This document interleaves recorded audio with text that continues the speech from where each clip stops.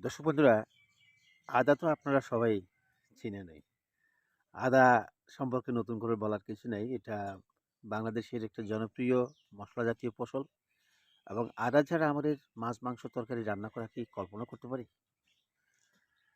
মাংসের স্বাদ এবং মাংস সিদ্ধর জন্য এবং অন্যান্য তরকারিগুলোতেও এবং এটা আ ভেষজ হিসেবেও এটা খুবই বহুল ব্যবহার আছে এই আদা।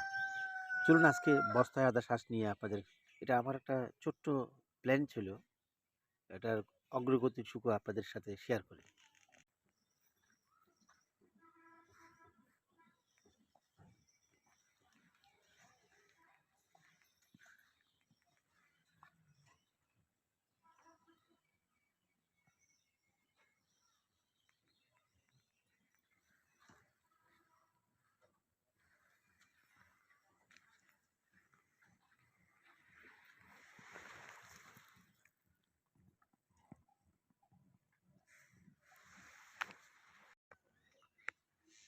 আসসালামু আলাইকুম।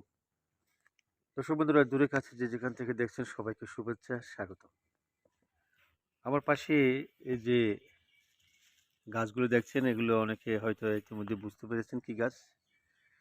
এটা ছিল যে পরীক্ষামূলক বস্তায় আদা শ্বাস।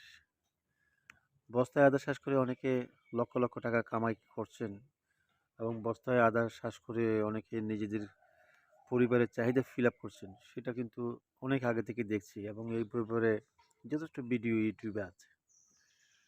আমিও প্রাথমিকভাবে এটা আসলে সত্য কিনা বা কতটুকু হয় সেটা পরীক্ষার জন্য এই প্রথম একটা উদ্যোগ নিলাম।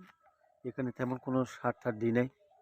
এটা জাস্ট এই যে আমার পাশে একটা বা ফার্মের পাশে যে একটা নালা ছিল, নালার মাটিগুলো আমি জাস্ট বস্তায় ভরে একটু পরিষ্কার করেছি এবং এখানে জমে বস্তাগুলোতে যখন মাটি দিলাম তখন চিন্তা করলাম যে এখানে কয়েক টুকরো আদা ছিটিয়ে দিই, দেখি উঠে কিনা।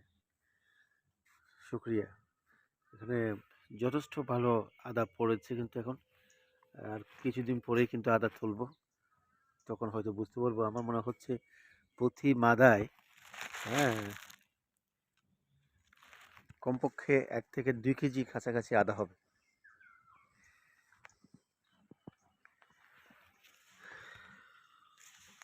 চমৎকার আদা পড়ছে। তো আদা কিন্তু এখনো বস্তার ভিতর।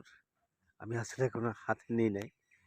তো আশা করি যে আগামীতে যদি একটা পরিকল্পনা মাফিক আপনার যদি জায়গা থাকে আপনি বাসার আশেপাশে এরকম বস্তা ফিটিং করে, কারণ আদার জন্য বেশি রোদের দরকার হয় না। ঠান্ডা শীতল জায়গায় কিন্তু আদা ভালো হয়। তো আপনি যদি এইভাবে যদি আদা চাষ করেন তাহলে নিজের পরিবারের অন্তর্পক্ষে চাহিদাটুকু পূরণ হবে। বেশি না, ৫ থেকে ১০ বস্তায় ১০টা বস্তা ফিট করুন। সেখান থেকে যে আদাটা হবে সেটা আপনার সারা বছরের একটা চাহিদা ফিল আপ হবে। আর আপনি যদি বাণিজ্যিক বিক্রি করতে চান তাতে আরও ভালো। তাহলে আপনাকে ব্যাপক পরিকল্পনা নিতে হবে। সামনে আদার রোপণের সিজন আসছে। এই যে বিশেষ করে চৈত্রের শেষে বৈশাখের ১ম এর দিকে কিন্তু আদা রোপণ করতে হয়। আর আদার পরিচর্যা বলতে তেমন কিছু নাই। আমি এগুলোতে কোনো বিষ-টিষ মারি নাই ভাই। শুধুমাত্র এই মাটিটুকু দিয়েছিলাম।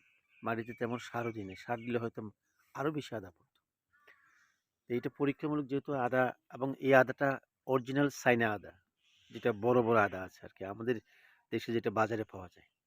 সুতরাং এই আদা দিয়েছি কিন্তু এটা দেশি আদা না। এটা দেখলাম যে ওইটাও এখানে হচ্ছে, এখানে আমাদের পরিবেশের সাথে অ্যাডজাস্ট এবং হচ্ছে।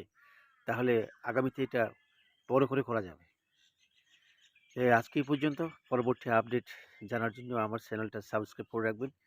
ভিডিওটা ভালো লাগলে লাইক শেয়ার করবেন। শুভেচ্ছা রইল।